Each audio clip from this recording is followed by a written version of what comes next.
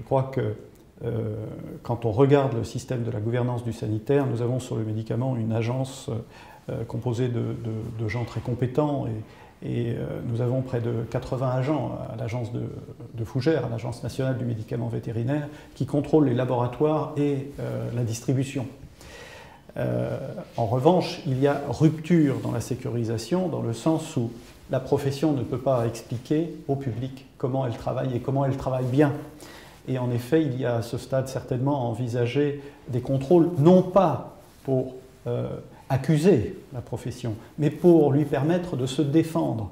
Il y a là une incohérence à faire l'objet d'accusations sans capacité de se défendre. Et l'ordre des vétérinaires a un rôle évidemment éminent, mais qui est celui d'une justice professionnelle.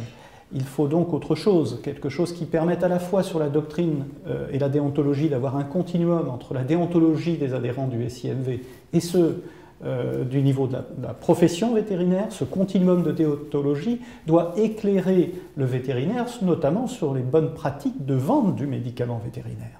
Et là, il est essentiel, lorsque nous sommes interrogés par les médias, qui ne font que reprendre les interrogations de la société, de donner du concret, c'est-à-dire des règles de bonne pratique, de bonne conduite, et de démontrer que régulièrement, un contrôle s'effectue au niveau du cabinet vétérinaire qui exonère en quelque sorte la profession des critiques dont elle peut faire l'objet. Je pense que tout l'exercice qui est en cours actuellement dans le cadre du Comité national pour l'usage raisonné des antibiotiques montre qu'il faut aller vers plus de complexité dans le raisonnement.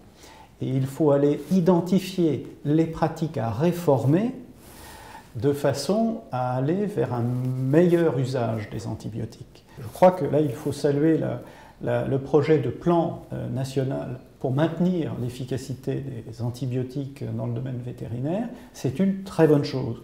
Et je crois que là-dessus, il faut travailler avec la profession et se garder de mesures trop simplistes.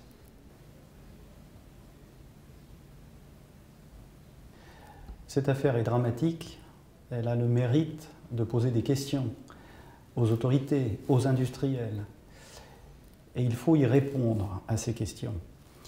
La première des questions qui nous intéresse dans l'affaire Mediator, je reviens là-dessus, c'est la pharmacovigilance.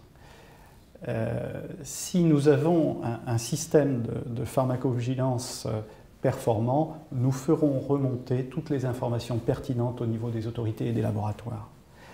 Et donc, je crois que l'affaire Mediator pose des questions sur la formation à la pharmacovigilance, au niveau des professionnels, à commencer par les vétérinaires, mais probablement aussi aller plus loin et que les vétérinaires puissent expliquer ce qu'est la pharmacovigilance à l'occasion des visites d'élevage, notamment pour les professionnels.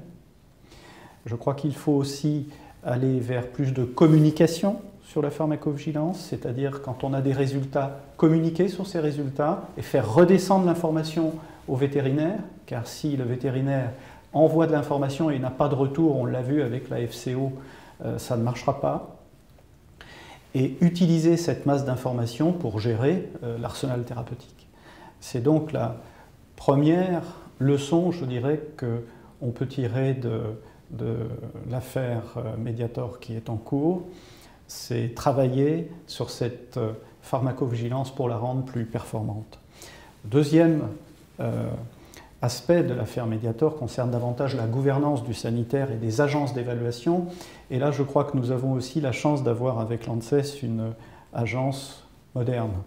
Cette agence est récente, elle intègre les recommandations de gouvernance du Grenelle de l'environnement, elle associe les parties prenantes à l'administration de l'agence, elle crée des forums au travers des comités d'orientation thématique, notamment celui sur la santé animale qui permet de faire remonter les besoins du terrain, ce que nous faisions déjà dans le réseau français pour la santé animale.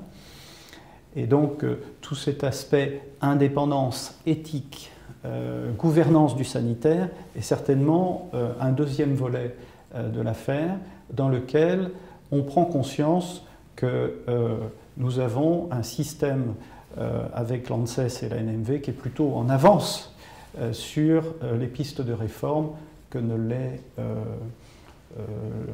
l'agence humaine.